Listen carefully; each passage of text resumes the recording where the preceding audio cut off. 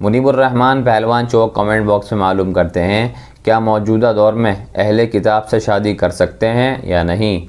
جی ہاں، اللہ تبارک و تعالی نے اہل کتاب سے شادی کرنے کی قرآن مجید میں اجازت دی ہے، گنجائش دی ہے، لیکن یاد رکھنا چاہیے حکم نہیں دیا ہے۔ قرآن مجید میں ہے وَالْمُحْصَنَاتُ مِنَ الَّذِينَ أُوتُوا الْكِتَابَ مِنْ قَبْلِكُمْ إِذَا آتَيْتُمُوهُنَّ أُجُورَهُنَّ کہ اہل کتاب کی پاک دامن عورتیں ان سے تم شادی کر سکتے ہو جبکہ تم ان کا مہر دے دو، لیکن یاد رکھنا چاہیے کہ وہ اہل کتاب بھی ہوں، اپنے اصلی مذہب یعنی شریعت موسوی اور شریعت عیسوی پر باقی بھی ہوں،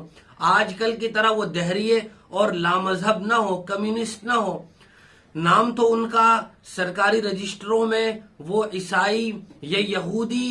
کے طور پر ہے، لیکن در حقیقت ان کا کلچر وہ ایسا ہے کہ وہ اپنی اصلی شریعت پر باقی نہیں ہے۔ اور آج کل کے اہل کتاب تو عام طور سے اہل کتاب نہیں ہے، بلکہ اس سے پہلے حضرت عمر فاروق رضی اللہ تعالیٰ عنہ نے اپنے دور خلافت ہی میں اہل کتاب سے شادی کرنے کو مصلحتاً ممنوع قرار دے دیا تھا، ان سے شادی نہ کی جائے۔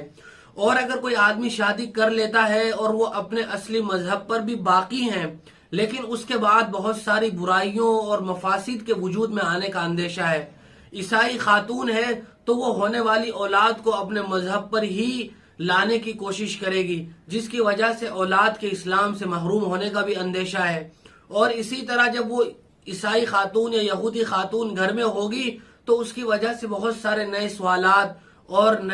نئے خلاف شریعت اعمال وجود میں آئیں گے۔ اس لیے بہتر اور افضل یہی ہے کہ اگر اہل کتاب اپنے اصلی مذہب پر باقی ہوں تو ان سے شادی نہ کی جائے۔